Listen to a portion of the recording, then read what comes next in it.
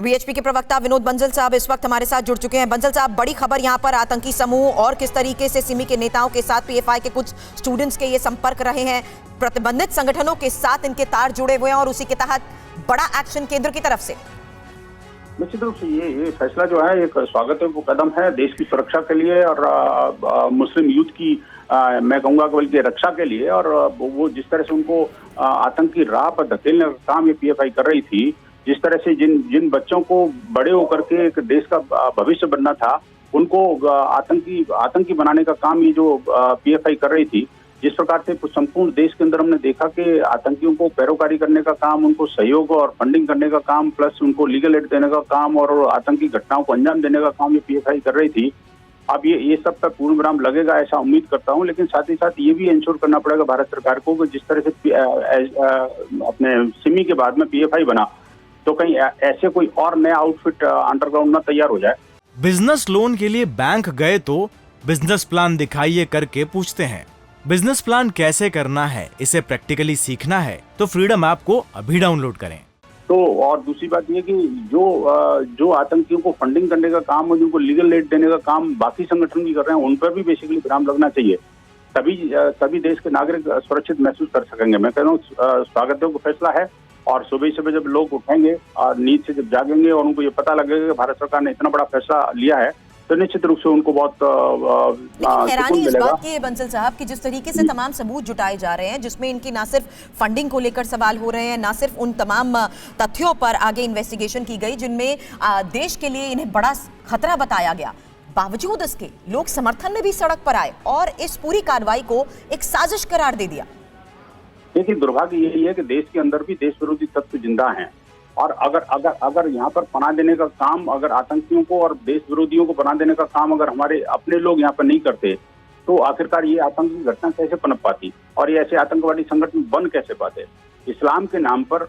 और जिस तरह से लोगों को बरगलाया जाता है और कुरान की एक आयत को लेकर के जबरदस्ती उसको मिस इंटरप्रेट करके उनको समझाया जाता है और जिस प्रकार से उनको कुछ मुस्लिम उलेमा और तथाकथित मुस्लिम जो संगठन हैं, उनको उसको मिस इंटरप्रेट करके उनको बच्चों को। लेकिन वो तो ये कह रहे हैं ना कि इन तमाम तरह की पाबंदियों और एक्शन की बात के जरिए आप खास वर्ग को बदनाम करने की साजिश रच रहे हैं। नहीं, वर्ग, अगर कोई वर्ग अपने आप को आतंकी कहता है, अगर कोई वर्ग विशेष आतंकी बन जाता है, तो निश्चित रूप से सरकार उस पूरे वर्ग को भी समाप्त करने की जरूरत है। वर्ग का मतलब ये नहीं है कोई मुस्लिम और हिंदू वर्ग है। वर्ग है आतंकवादी वर्ग और राष्ट्र विरोधी वर्ग, राष्ट्रद्रोही वर्ग। इस वर्ग पर पूर्ण प्रतिबंध लगाना और उसको पूरी तरह से नेस्तनाबूद कर देना बहुत जरूरी है।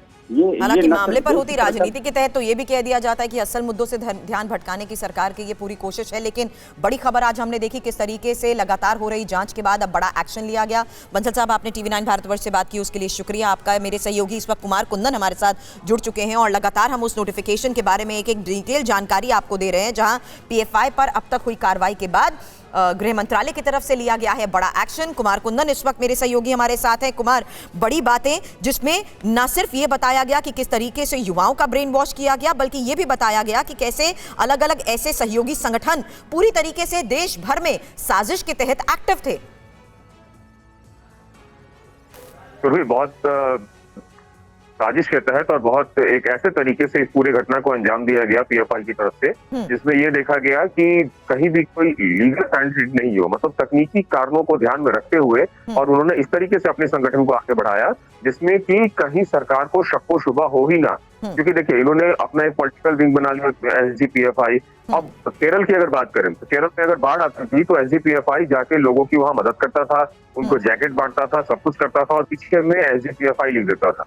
ऐसे में लोगों को ऐसा लगता था कि एक ऐसा संगठन है जो संगठन आम लोगों की मदद करता है, लेकिन उस मदद की आड़ में कई सारी ऐसी गतिविधियां हो रही थी जो गतिविधियां राष्ट्र विरोधी थी, देश विरोधी थी। ये केरल तक ही सीमित नहीं था, ये दक्षिण से निकलकर केरल से आके फिर बैंगलोर से आके फिर और तमाम जैसी जगहों तक और फिर नॉर्थ इंडिया में आके, और कई सारे ऐसे जब आतंकी पकड़े गए या जिहादी पकड़े गए, उनके अगर लिंक ताने गए तो पता चला कि वो पीएफआई से रिलेटेड थे। और इन्होंने अब सोशल एक्टिविटीज के माध्यम से, जैसे कि कई तरह के कॉन्फ्रेंस कर रहे थे, युवाओं को अट्रैक्ट कर रहे थे। मतलब वो जैसे मान लीजिए कि फुटबॉल मैच करवाया अपनी तरफ से और फुटबॉल मैच में उन्होंने युवाओं को लाया और उन युवाओं में से उन्होंने ऐसे युवाओं की पहचान करने की कोशिश की जिनको आसानी से रेडिकलाइज किया जा सकता था। और देश विरोधी गतिविधियों में ये हिस्सा लेना शुरू कर दिए थे, ऐसा गृह मंत्रालय का दावा है। और कई सारे मामलों में ऐसा देखा भी गया। असम में कई सारे केस पीएफआई के इसमें पाए गए। इसके अलावा उत्तर प्रदेश में कई सारे लिंक्स पीएफआई के पाए गए। और निश्चित रूप से अभी जो इसमें मील का पत्थर, एक तरह से कह सकते हैं ताबूत में अंतिम कील 17 तारीख को, जिस दिन प्रधानमंत्री नरेंद्र मोदी का जन्मदिन था, उस दिन पीएफआई ने केरल में एक बहुत बड़ी रैली की और उस रैली को उन्होंने नाम दिया था ओशियन ऑफ डेमोक्रेसी। इसका मतलब साफ था कि 26 जनवरी से उन्होंने एक अभियान शुरू किया था। अभियान ये शुरू किया था कि देश भर में ऐसे लोग जिनको जबरदस्ती सरकार पकड़ रही है या फिर गलत तरीके से पकड़ के जेल में डाल रही है, उसके खिलाफ आवाज उठाना। उनका ऐसा मानना था कि लोकतंत्र का हनन हो रहा है और इसको लेके उन्होंने बहुत बड़ी रैली दी थी और उसमें उन लोगों को उन्होंने छोड़ने की बात की थी या उसके खिलाफ आवाज उठाने की बात की थी जो लोग सरकार विरोधी गतिविधियों में शामिल थे और कहीं न कहीं जेल में थे। तो निश्चित रूप से इस तरीके से जिसने इतनी बड़ी रैली की, सरकार के सामने एक ऐसा मैसेज गया कि एक नई पैरेलल सरकार आ रही है, नई पैरेलल गवर्नमेंट आ रही है, नई पैरेलल एजेंसी आ रही है जो कि सरकार को ही, सरकार के कामों को आईना दिखाने का काम कर रही है, खास करके नेगेटिव। बड़ी बातें आप यहाँ पर कह रहे हो। उसी के तहत क्या ये भी सही होगा कुमार कुंदन कहना कि पीएफआई से निकला एसडीपीआई आखिर है क्या? इसी को लेकर पिछले कई महीनों से जांच की जा रही थी, जिसके तहत न सिर्फ इनके बैंक अकाउंट्स खंगाले गए, न सिर्फ ये देखा गया कि इनको फंडिंग कहां से होती है, ये भी जानने की कोशिश की कि किस तरीके से युवाओं को और अपने साथ खासकर लोगों को जोड़कर ये एक बड़ा नेक्सस तैयार कर रहे थे। बिजनेस लोन के लिए बैंक गए तो बिजनेस प्लान दिखाइए करके पूछते हैं। बिजनेस प्लान कैसे करना है, इसे प्रैक्टिकली सीखना है तो फ्रीडम ऐप को अभी डाउनलोड करें।